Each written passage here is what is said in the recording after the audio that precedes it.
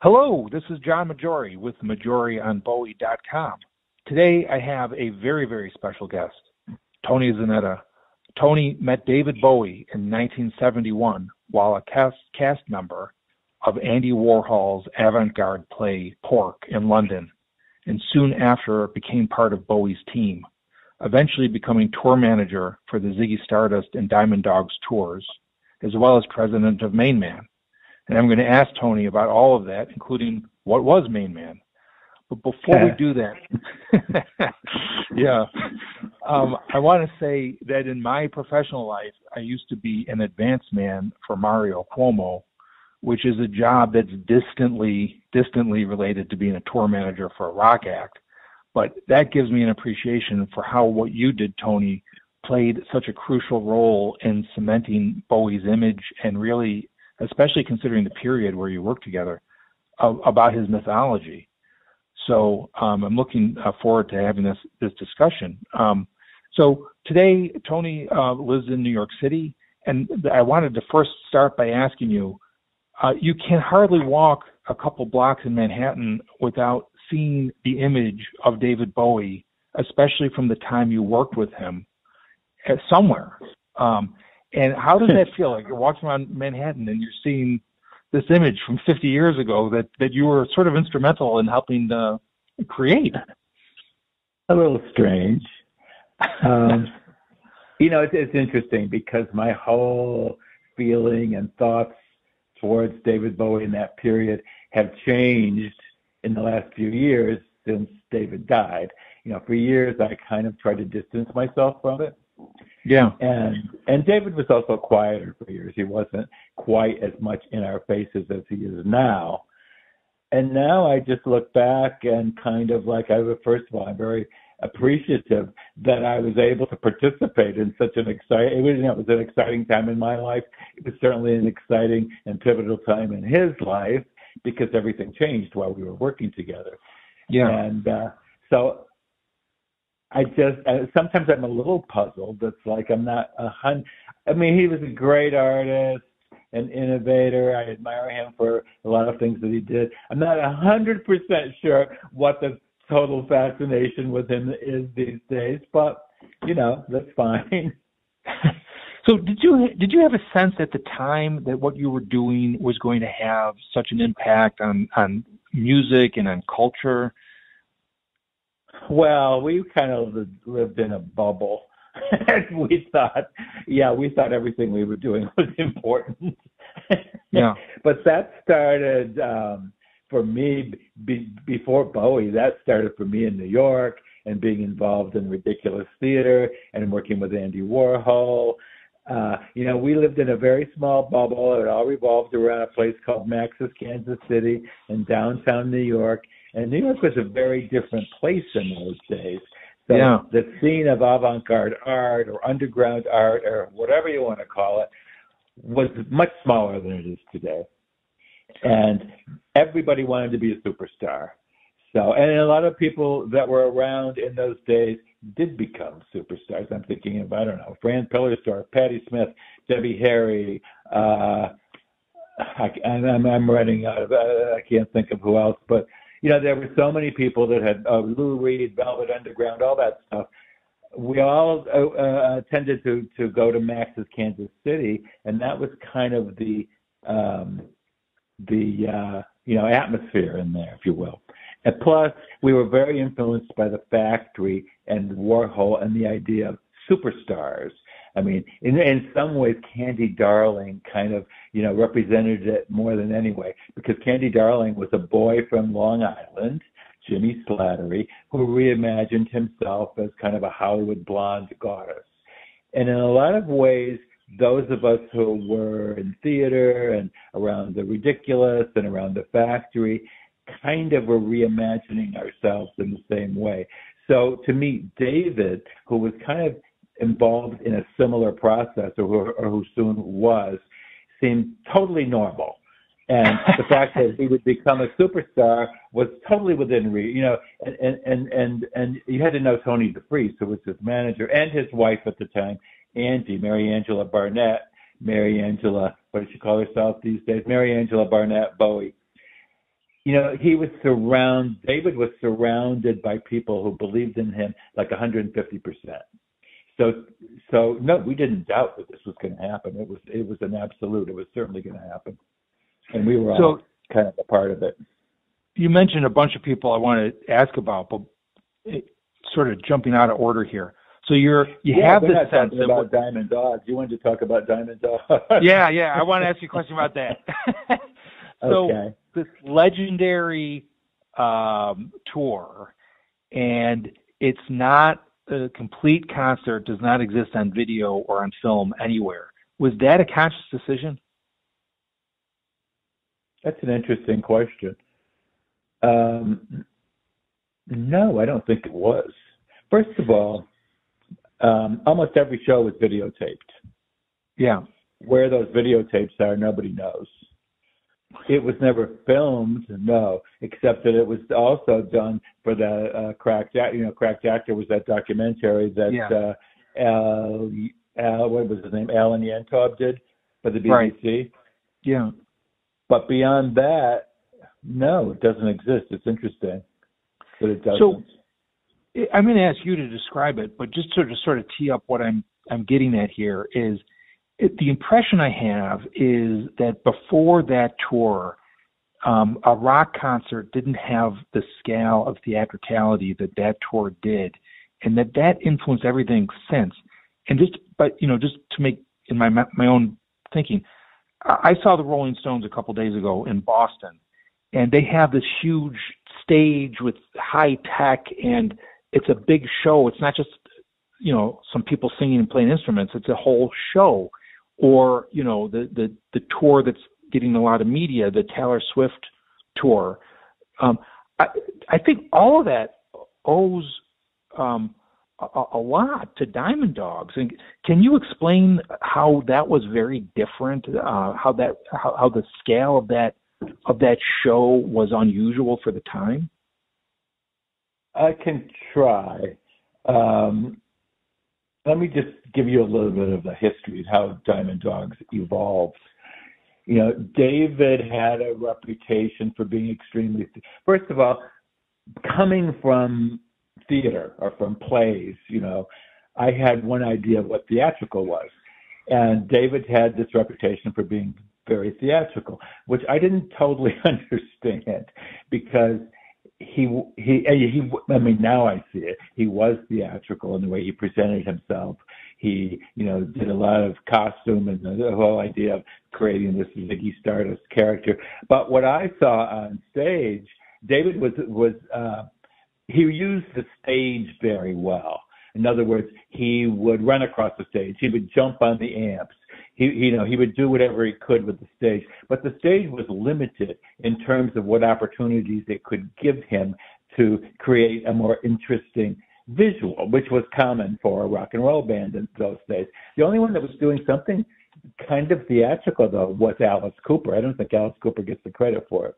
Mm-hmm. So anyway, the idea behind Diamond Dogs was to create an environment that would be, maybe it was different levels, maybe it would be a staircase, it would just be a set that would give David the opportunity to explore it and create a more interesting presentation.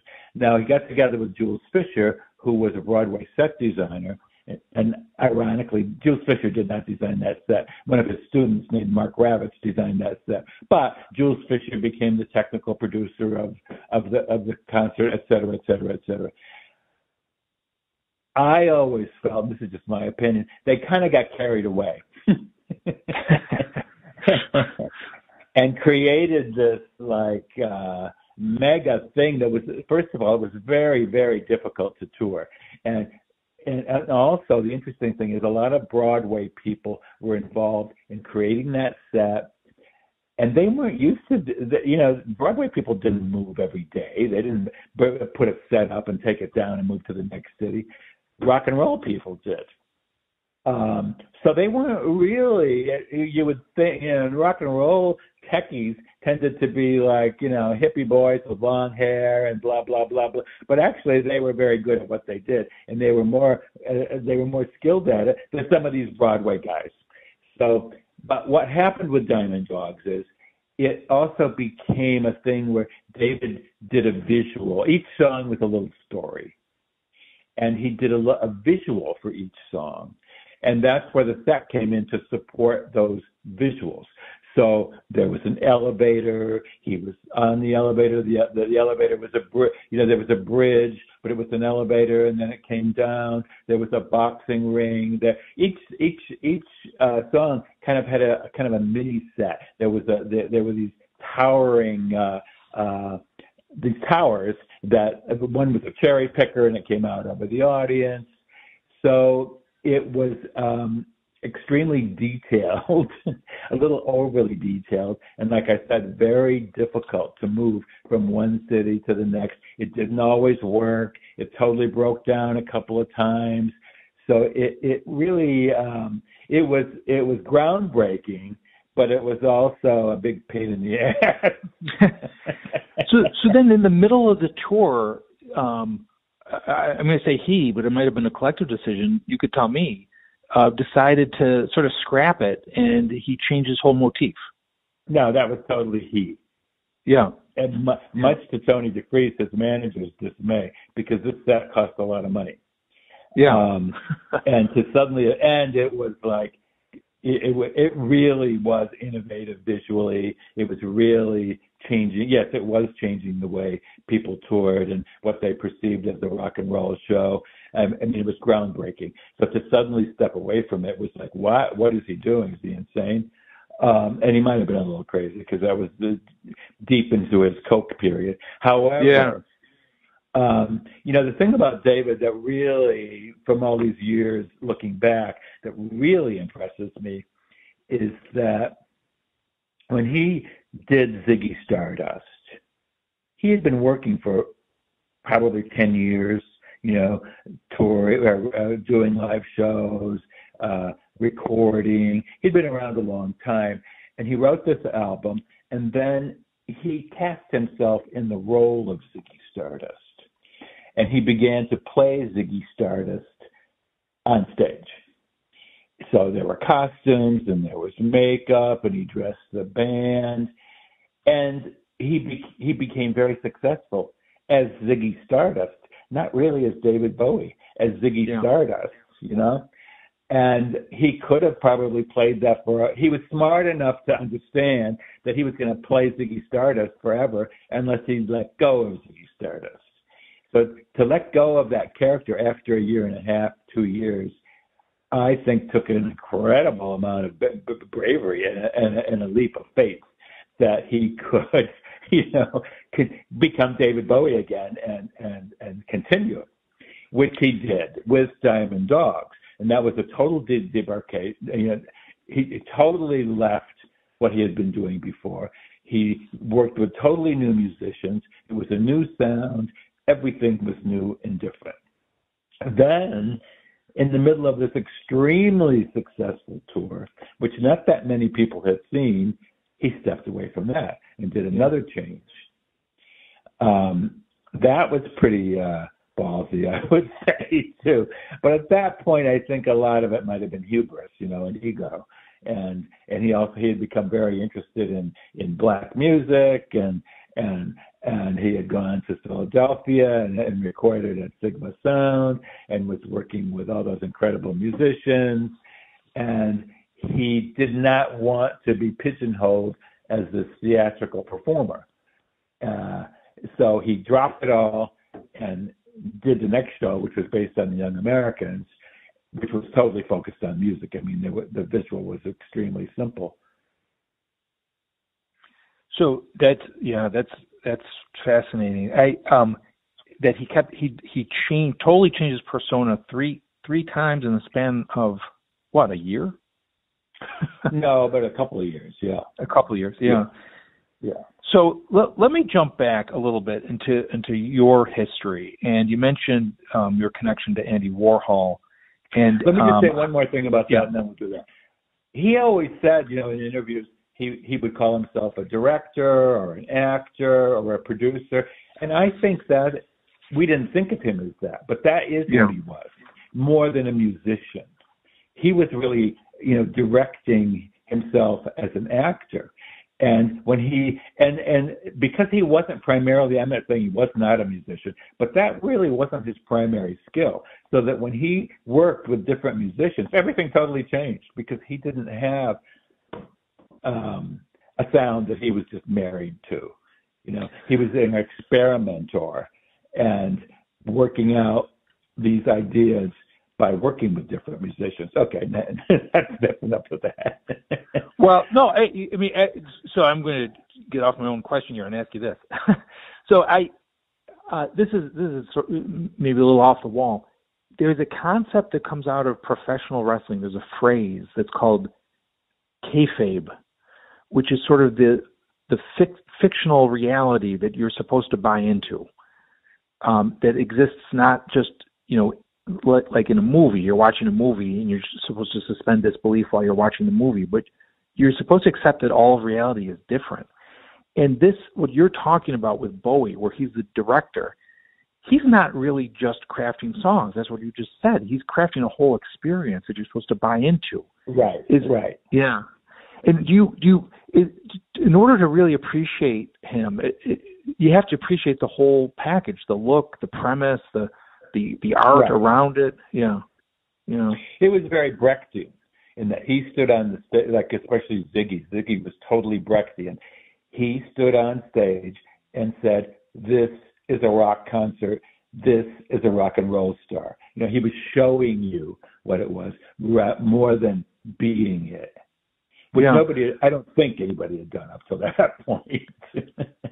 So you mentioned also change. He could show you something else that was different. Yeah. So you mentioned Tony DeFries, who was his manager. Was he the one that said, "If you want to be a star, act like a star"? Oh yes, absolutely. And so how did that play out in practice? They were very different people. However, they were very similar in many kinds of ways. And first of all, have you been listening to the MainMan podcast at all? I started to, yeah. Okay.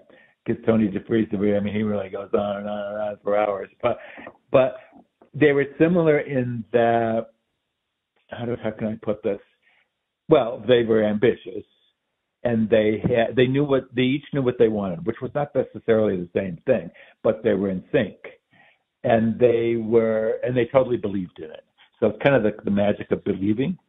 Yeah. And Tony DeFries was a very, very unusual person in that he was all about money, but he didn't care about money. So he would take huge risks and spend money that he did not have this money that he was spending, but it didn't bother him. He was a very calm person, one step in front of the other. Yes, and he wanted to create a star. So he believed that if you wanted to be a star, yes, you had to act like a star. And that went right down the line. Like David stayed at the Plaza Hotel when he came to New York. We only stayed in first class hotels on that first tour. We stayed at the Beverly Hills Hotel. Rock and roll bands with no history of success did not stay at the Beverly Hills Hotel. So you're doing that before he was actually a star? Oh, yeah. Yeah. Yes. Yeah. Absolutely. And yes, it was all limos and it was all this and it was all that. So you acted like a star and people perceived you as a star. Yeah. So there's a blurring between what's objective reality and what's an act. Well, I don't know if act is exactly the right word because I mentioned Candy Darling and the Warhol star before. It's the same thing as Candy Darling did. Candy Darling believed she was a blonde goddess, and people perceived her as a blonde goddess. She was a movie star. The thing with Candy is it wasn't really about gender. It was about this boy wanting to be this blonde Lana Turner movie star, Kim Novak movie star. And he did, for the most part, because his belief was so strong. And we were talking a little bit when we first started talking about I guess the mood in New York or the atmosphere or Max's Kansas City. I don't know. There were a lot of us who kind of believed in the magic of believing. You know, if you really believed it and you really focused on it, that's how things happened. Yeah. And this was very much the case with these people for sure. Yeah. Wow. It's that's great. So I sort of glossed over your period with Andy Warhol, and you're mentioning these figures from the factory and from his whole scene. And am I correct that you met Bowie when you were doing Pork in London? How did that all come about? Yeah, absolutely. Well, you know, Ken Pitt, David's manager pre-DeFreeze, had made a trip to New York, I don't know, maybe 1969, something like that. And he had gone to the factory for whatever reason, and he met Warhol, and I think he got an acetate of the Velvet Underground's album and brought it to David. Anyway, he introduced David to the idea of Lou Reed and Velvet Underground, and I don't know who was more interested in Warhol first, but David was a big fan of Warhol. So when Pork went to London, yes, David, made it his. Well, first of all, Cherry Vanilla and Lee Childers also went to see. They went to a Bowie gig at a little place called the Country Club. I mean, it wasn't acoustic because Mick Ronson, I think, was playing electric guitar, but it was, there were probably 50 people there. It was not, and David was like playing the Three Tons Pub in Beckenham, and and was basically a folk artist still at the time. So anyway, they went to see him because we had heard about David. There had been he had done I'm getting a little long-winded, I know. He had done a promotional tour when he was on Mercury Records in 1970. They couldn't get him the right visa to do any live performances, but he toured the United States, visited radio stations, he did a couple of interviews, including Rolling Stone. And he wore his Mr. Fish man's dress. And Rolling Stone wrote about that. There was a photograph in Rolling Stone and a little article about this guy who was married and did he have the baby yet? No, they didn't have Zoe yet. But anyway, it was about this married guy, blah, blah, blah, blah, blah. But he's in a man's dress. So that caught the attention of Lee Childers and Wayne County and me. And it just happened that Rolling Stone magazine also came out at the same time that we were doing Pork in New York. And in that same issue was a huge article about Warhol in the factory. And I used that magazine on stage as a prop. I sat there kind of like faux reading it during the performance. And there was this article about this guy, David Bowie. Now, Cherry was a groupie and Lee was a photographer. Again, they were saying, it was more the magic of believing. And Cherry was saying that she was writing a column for Cream magazine. So they were going to see all the bands. While we were doing Pork, they were also going to see a lot of bands in London, and they went to see David Bowie. Now, David already knew about Pork. So anyway, through that connection and whatever, he came to see Pork a couple of times with Angie and with Tony DeFreeze and with Dana Gillespie. And one of the times that he came to see it, we went out after to a club called the Sombrero, which is where we used to go to dance. It was a gay club, and David and Angie spent a lot of time at the Sombrero. But we used to go to the Sombrero a lot, too. So we went to the Sombrero, spent the evening together, Cherry, me, Angie, David, Mick Ronson. And David actually was kind of like sitting there. He wasn't dancing or participating. He was like talking to somebody in the corner. But Angie and I were carrying on and having a good old time. Anyway, at the end of the evening, she invited me to go to have lunch with them. It was the next day was Sunday. She invited me for Sunday lunch. And I went. And that began my relationship with David and Angie Bowie and, the whole next few years of my life working with them. So you wrote about this in a book with Henry Edwards. With Henry Edwards called Stardust, which I read when it came out in the 80s. And there's a quote that I have in front of me from it, where it seemed like you were writing about Angie, his wife, having a meeting with him or a discussion where they were strategizing about using his sexual orientation as part of his marketing. And I'm just going to read the quote and then ask you a question. So this is a quote from your book. It's quoting Angie. "We are representatives of the gay community, which doesn't mean we're political creatures. We don't have a cause. We simply represent the wave of the future. If someone would just speak out on behalf of the gay community, the result would be extraordinary." That's the end of the quote. And there's so much I want to ask you about that, but did someone want to make him a political advocate? Maybe Ken Pitt? Yeah. And was he just not interested, but he was willing to use that aspect of his character for artistic purposes? Well, Ken Pitt was a lot older, and he was really from a different generation. So I think, Ken Pitt was like Judy Garland age. Mm-hmm. I mean, in terms of like his idea of a gay, and not that Judy Garland was gay, but Judy Garland was sort of the queen of the gays. So I think that Ken Pitt thought he could appeal to that Judy Garland audience. Now, David was not, interested in that. David was not about to become a gay icon in that kind of way. I think, it's just my opinion, that when he saw Pork was more modern, and Pork was, and we were also more modern kinds of gays. We were very, upfront, and we were very in your face about it, and we could have cared less. Also in London at that time, the English were so far ahead of us Americans. Bisexuality was considered perfectly acceptable and perfectly normal. And I'm not going to say everybody was bisexual, but in certain circles, it was just like, the English were very sexual, first of all. Like whoever was left standing at the end of the night, you probably went to bed with.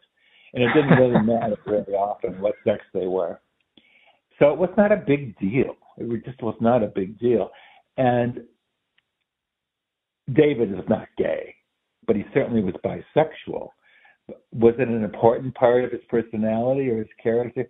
Personally, I don't think so. It was like the same thing. If it was convenient or whatever, or once in a while, both of them were very, both Angie and David had that bisexual aspect to their personality. And they liked the gay clubs, for sure. They liked gay people. Were they particularly gay? Not really. But they also had this idea of openness and being more modern about sexuality and not sweeping everything under the rug and not living in shame or hiding, or that really the wave of the future was bisexuality and was androgyny. I mean, we've gone so far from that. Now we're so polarized. Is he, she, they, them? You have to make a decision what your pronouns are, and then you have to start mutilating your body. Are you going to be? You're going to transition to this. That was a very different. That's not what we were about in the early 70s. If anything, we were about androgyny, which was also a part of accepting your own sexuality. I find a lot of the attitudes today are not about accepting your own sexuality and changing your body to fit, to suit, if that makes any sense. Yeah. That's my opinion. I know it's not a popular one, but androgyny was quite different because you could develop aspects of femininity and masculinity, and that was what glitter and glam were all about. All these boys in high heels and makeup, and but they were straight. They were not gay, but they were embracing the feminine side of themselves. I'm thinking of a couple of his songs where he changes pronouns within the song, like Queen Bitch and Lady Stardust. Yeah. Right. He doesn't stick to one. What you're saying. He's not being I am a they. Right. So he's switching pronouns within the same song. Not at all. Yeah. So you might have answered this question implicitly that I wanted to ask already in that answer, but I was, he lived in New York City the last 20 years of his life, and as far as I know, he never took part in Pride Month activities or the Pride Parade. I've marched in the Pride Parade. No, that wouldn't be it. That's not. Yeah. Okay. So let me shift gears here for a moment, because you meant, going back to Tony DeFries, and in the very beginning when I introduced you, I mentioned MainMan. So what was that, and how did you become the president? Well, Tony looked over at me and he said, "Oh, Z, you'll be president." What was it? It was the production and management. Tony worked for a company in London called Gem. He was an employee of Gem, and David was first brought into Gem. And then when Tony left Gem to start his own company, he took taking David with him. He created MainMan, which was a production, and I'm calling it a production and management company. I'm not exactly sure how Tony would define it, but what people don't understand about MainMan, what Tony's philosophy about management was that he and the artist would own 50-50 of everything that the artist created. Mm-hmm. And in the beginning, Tony would support the artist 100%. So the minute David signed with Tony, he no longer paid his own rent. He got a certain amount of money every month. Anything that they needed was paid for by, let's call it MainMan. Everything was paid for by MainMan. So that if the artist wasn't making any money or wasn't making very much money, it was a great deal for the artist. Once the artist started making money, it wasn't such a great deal for the artist. Because basically what it meant was that the artist only owned 50% of himself or his songs or whatever he did. And it seemed like David never totally understood that. Or maybe he understood it in the beginning. He didn't understand it anymore once he became successful and once MainMan became successful. Because MainMan, David was spending a lot of money and MainMan was spending a lot of money. And they weren't necessarily spending a lot of money on the same things. So when David was in New York doing Diamond Dogs, and he's kind of looking at the new MainMan offices on Park Avenue, the MainMan play on Broadway, the MainMan support of Dana Gillespie's tour, the MainMan support of Mick Ronson's tour, the MainMan support of Wayne County. And then he realized, wait a minute, I'm the only one bringing in any money. So, all that, he was creating the income. He was generating the income, and all that money was going to MainMan, basically. Not all of it, but, a lot of money was going to MainMan. I think I got off the track. I don't think that's what you were asking me. But so MainMan was the idea of MainMan was, we thought of ourselves as kind of the MGM of rock and roll. We were going to have manage artists. We were going to make movies. We were going to do plays. We were going to do everything. And we started doing that. Unfortunately, we got a little carried away.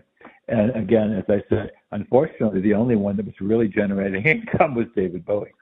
And that wasn't very long. David didn't really generate a lot of income until Diamond Dogs, because he didn't have a hit in the United States until that. He didn't really sell records in the United States until that Diamond Dogs tour and the Young Americans tour. He was selling records in England, but not in the United States.